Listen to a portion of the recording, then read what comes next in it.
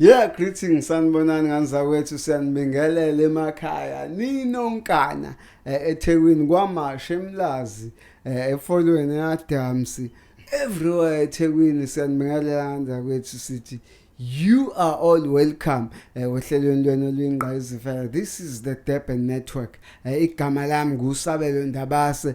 La nganizakwethu sidiscussa izinto ezenzeka eThekwini namaphetho sizama ukunpacker or ukunfolda or ukuchaza nje ukuthi mhlawumbe ukuthini kwenziwe yini isizathu bekuyini. Kunjalo mfowethu, this is another epic episode of the Durban Network. Igama nguSiya bafowethu sisakazela khona la eThekwini kwelika Banana kanti lezithombe ezinhle kangaka uthola kuyona iBlack TV Studios. Bafethu zokhumbula ukuthi sixhaswe iyona ke iNative Guard inkampani yama security egada ngokuzimisela inikele uma ufuna ke ukwazi ngabo ke you can just type their website which is www.nativeguard.com or you can either go to their offices which are situated in Darkona Center which is office number 3030 2030 yes Sikhala ngeindaba ezimbi ezenzeka kwaMgayi kwi-football fraternity yakwaMgayi ugoalkeeper obedumile Vimbela iCitizen ekuthiwa uTshatha igama lakhe has died. Yeah, umfokazi Zulu siyezwa mfowethu ukuthi usethe waphangalala insizwe edlale indima enkulu kwibhola la kaMgayi. Siyakhumbula ukuthi insizwe yayifunda eGobume ukufunda kwakhe eGobume waba ukhipha ngwavelwe umuntu from a primary school owedlala ibhola, so kwakukhipha nje owedumile kakhulu eGobume. Isikole saseGobume nesikole saseThembuzulu kwakuyikole ezayidume kakhulu ngebhola, ziyakodlala ngisho koXhobo zifike ishaye zonke izikole even nekole zako Jolvet osiphapheme zayikhala ngaphansi ekoleni zakaMgayi kuyona iThembuzulu neGobume. So uTshatha ukhipha nje wavimba kakhulu eGobume kwathi esuka ke meseqedile khona waqhubeka wavimbela amathima kaMgayi weza naseThekwini wavimba nakhona. Bekuyinsizwa impela, bekukhipha obezimisele futhi obehlonishwa kakhulu namanye amateam akade emsebenzisa, even amanye amateam aziwayo angapha eThekwini kwakuthi phela mhlambe ugcine engafinyelelanga kwi-professional level. Mhlambe mfethu ake sikhulume ngoTshatha neDream Cup ukuthi yini mhlambe wena ungamkhumbula ngayo. Ngiyakhumbula ukuthi phela omunye womgqugquzeli weDream Cup. Yeah, mfethu somkhumbula kakhulu kwiDream Cup ubeyilabo badlali labo aba-iconic abane-spirit mengabe senkundleni indlela akhuthaza ngayo i-defense yakhe noma ngabe bekuwukuthi iDream Cup phela siyazi sonke ukuthi it's a knockout ekudlala u-30 minutes 30 minutes phela, it's 30 minutes per half, so 60 minutes igame isheshe iphele, so sigcina sibona ama-penalty amaningi ebamaningi. Unfortunately team yakhe amathimati jwayele ukwadlalela abeba neshwa lokungakwazi ukuwina phakathi ema-penalty la ekugcina sekufikele ukuthi uye kumele asave i-team, so simazi kakhulu ngokuvimba ama-penalty egqugquzela i-team esabisa abadlali abasuke bezokora kuma-penalty against yena. So ubeyilabo badlali abenza ukuthi igame ibe mnandi ibe interesting even from the commentating side, nabo bagcine bemrecognize ukuthi wenza lokhu khuluma lokhu. So he was a very good player, interesting, funny, bobon even off the field he's one of those people you can hang around with. Yeah, he was one of people you can hang around with.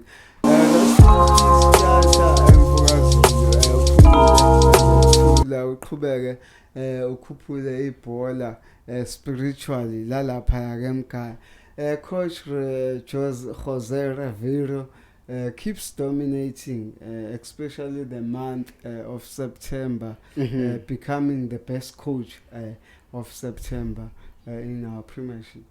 Siyazi ukuthi Orlando Pirates i-team mfowethu ebukeka seyithathe ama-cup lawa amanye cishe i-MTN seyithathe kathathu, i-Nedbank iyithathe kabili under the reins of Jose Rivero. So they feel ukuthi into abayikweletayo manje i-league, of which i-league ileke uJose efikile ileke ithathwa yi-Sundowns. So now uyafeel ukuthi ukuze South Africa ngishiye ligama kumele ngenze sure ukuthi ngiphuca i-Sundowns league, and I think if kungenzeka kungabe i-victory enkulu for Orlando Pirates, even for South Africa, for abantu abangasupport i-Sundowns, because they feel ukuthi i-Sundowns has been over dominating the league of South Africa. I-fraternity nje football yase South Africa mawucabanga ngayo, you talk about Sundowns. Amanye ama-team sengathi ayinto engekho just because of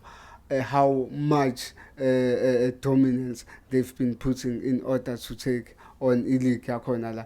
So I think nje for uJose Rivera ngisho likhulu lokhu, hence ngibonile ukuthi kuma season akhona ne-team kuma pre-seasons uyayithatha ise eSpain. Yes, kusuke kuyimali yePirates kodwa kusuke ko connection bakhe ngoba usuke efuna ukuthi i-team idlale against some of the best players, but mebebuya babuye beqhiqozelekile. Siyabona sebewina 7 games in a row, hence we are saying ukuthi ucoach usewine lenti award ukuthi coach of the month because of what they have done on the season so far.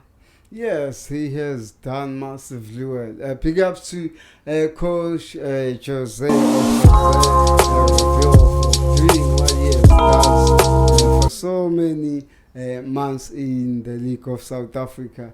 441 kids in Gauteng so far has got infected with this food poisoning issue. What's your take on that? I saw those stats this morning ukuthi ingane zu 441, yes, and out of the 441 unfortunately 23 of them have perished. So it's a very unfortunate situation for our country. We are always fighting against ukubulawa kwengane by abantu base South Africa. Manje sekufika abantu bangaphandle nabo bazodominate ekufeni kwengane zase South Africa. Into umthetho necourt yase South Africa elwa ngayo yonke ukuthi ingenzeki ukuthi ingane zife seyiyenzeka ngesandla sabantu bangaphandle. We are hoping that our government is looking at these stats with caution, and they are planning something which might eliminate or which might end up ending this crisis. Ngoba it's been going on for, I think it's 5 months manje. Sileke sibonga ukuthi njalo senginengane egulile. Yes, lento it was there since last year kodwa bekuba into kanje so senginengane ephuthunyiswa esibhedlela, but manje it seems like it's on a weekly basis kunengane ezithathiwe zayiswa esikoleni, yabo, zasuswa esikoleni zayiswa kuzona lezo ndawo. So I think nje mfowethu into embi kakhulu, and I hope ukuthi government wethu uzoyilungisa. Yeah, let's hope uzoyilungisa ugovernment wethu. Mfana kithi. I think we are all looking forward to ukuthi kuzokwenzala eThekwini. This is festive, like I think there's more artists that would be coming to Durban. Yes. More shows precisely coming to Durban to be hosted in Durban. More people to be hosted in Durban. Abazovakasha and stuff. Mhlampe, what can you anticipate in Durban? I think over the years, Durban has been doing well in terms of drawing and attracting people from other provinces, even other countries, even from other continents. Those people have been coming to Durban for a very long time. I think our like the city has done well. Durban municipality has done well so far to attract abantu, because there has never been a time whereby sibona abantu bestopha ukuvakashela iTheku ngaphandle kwe-COVID ngalesikhathi sama lockdown se-COVID-19.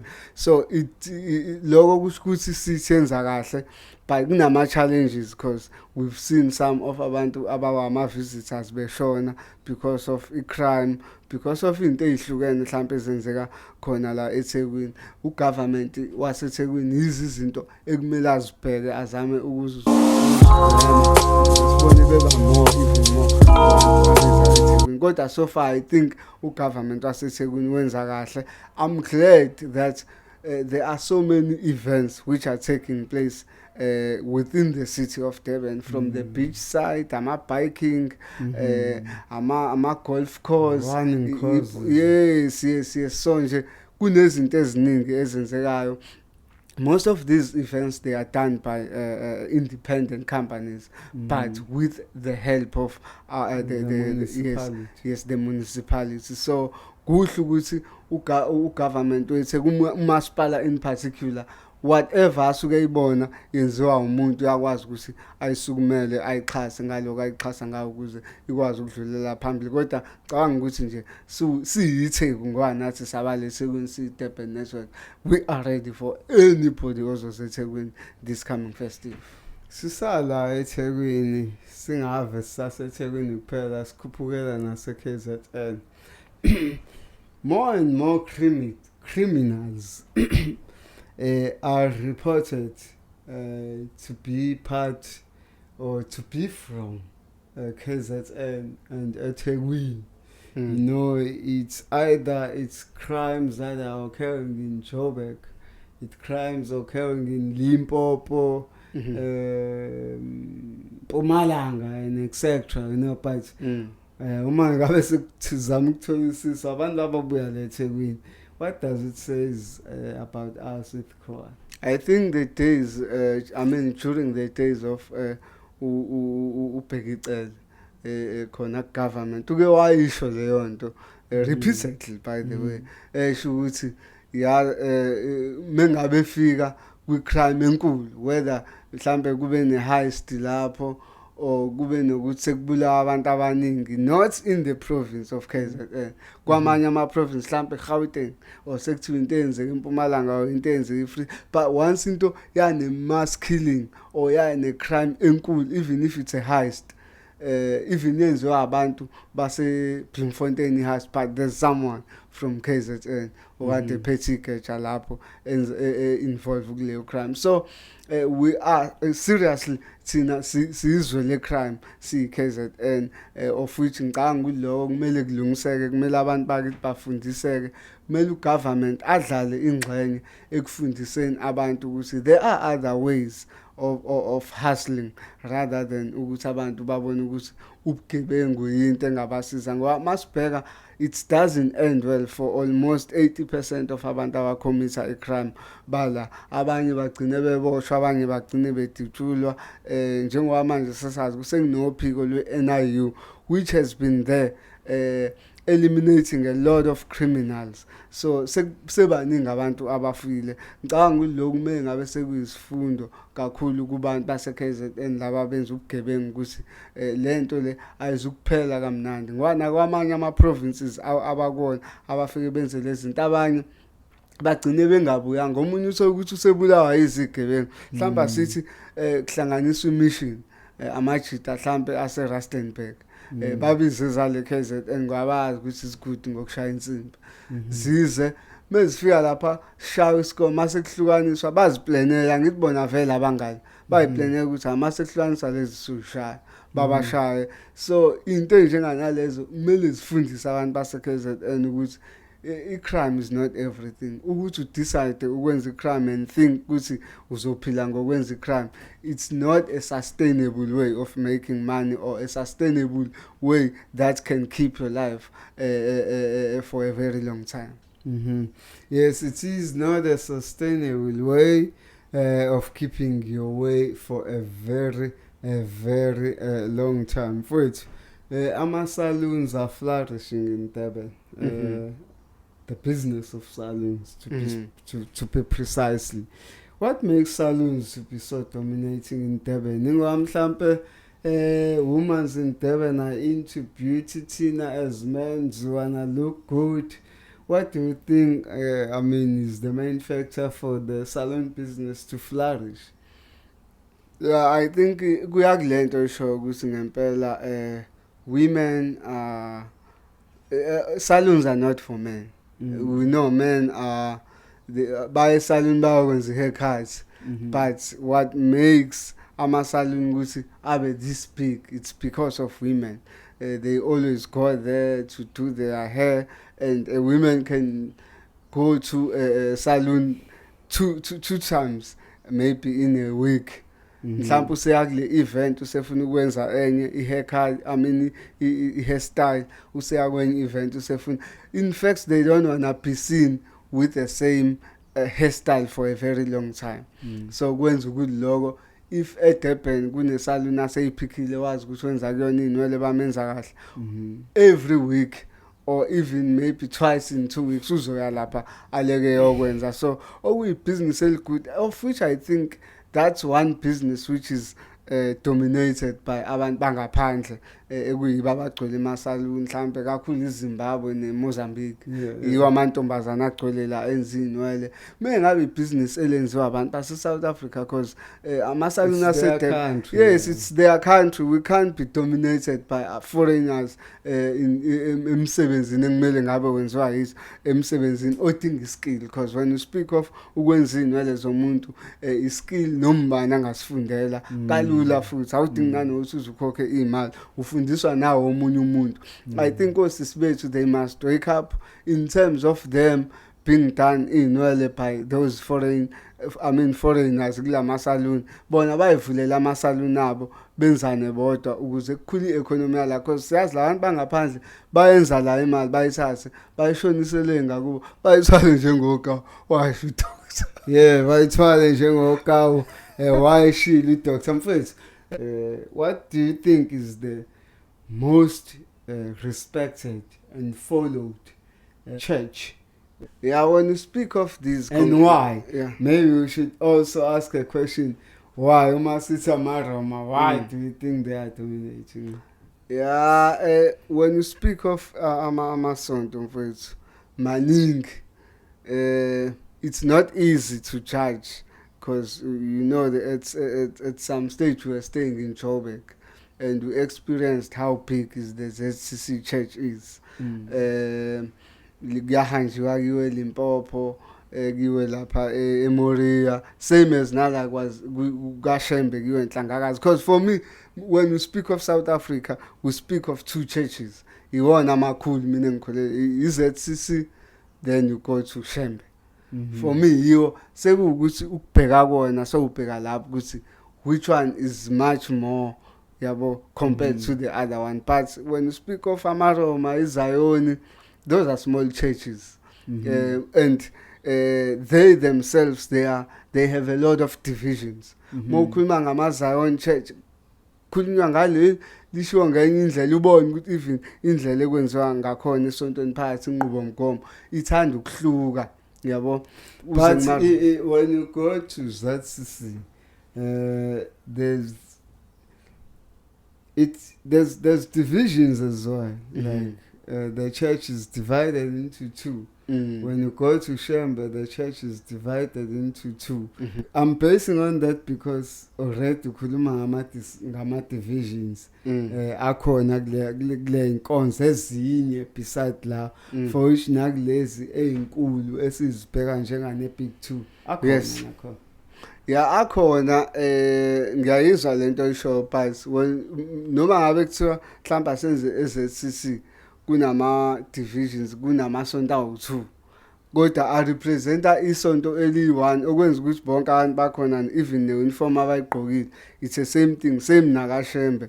So it's still one church under maybe two leaders, kodwa it's still one church elikholelwe entweni ezifanayo, eligqoka into efanayo, elizibiza ngegama elilodwa. So i-discussion will be around that. But I believe mina between ZCC and kaShembe iwona amasonto amakhulu lawo. Iwona amasonto amakhulu.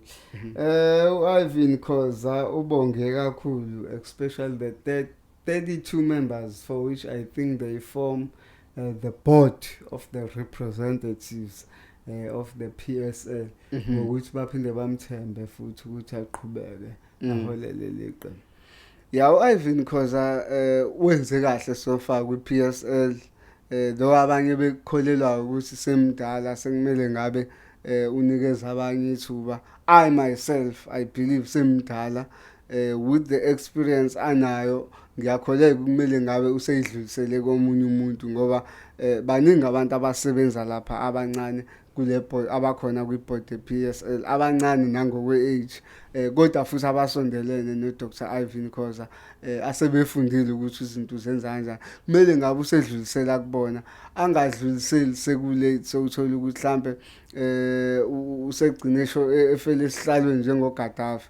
Ayifuneki leyo nto. I think kumele ngabe usedluliselile kubona because umuntu mesemdala sekukhona usuku lwakhe lokuhamba suke singasalwazi ukuthi lineni. Kubhlungu umuntu ahambe sesikhundleni ngoba even i-transition yokuthi omunye take over igcina ingasabanga smooth, ugcine mhlambe seyinokuhwebhana phakathi ngoba sekuyabangwa. So I think uKhoza he has done so well for EPSL, he has done so well for the South African football fraternity, but bekukuhle ngabe isikhundla sakhe ushiya nje abantu noma befuna ukumvotela asho ukuthi I wanna give a chance to someone omusha ozokwazi ukuthi athathe le organization ayibeke to another level. Mind you ukuthi as old as he is, ngina belief yokuthi mina umsebenzi omningi kwi-PSL akasawenze, ngiseyihlalele ekhaya akhulume nalomuntu obizwa nge-PA, personal assistant,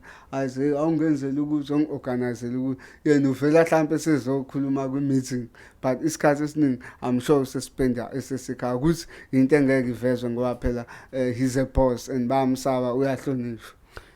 This is the Durban Network. Salvala ke uhlelo lwethu sithi just go in numbers on our YouTube channel and subscribe engane zakwethu, ni view nikhulume ebantwini nisho ukuthi sekunohlelo olufana nalo, as well as on TikTok, as well as on Facebook. Just follow us guys, give us some support, give us the oomph to continue with this show.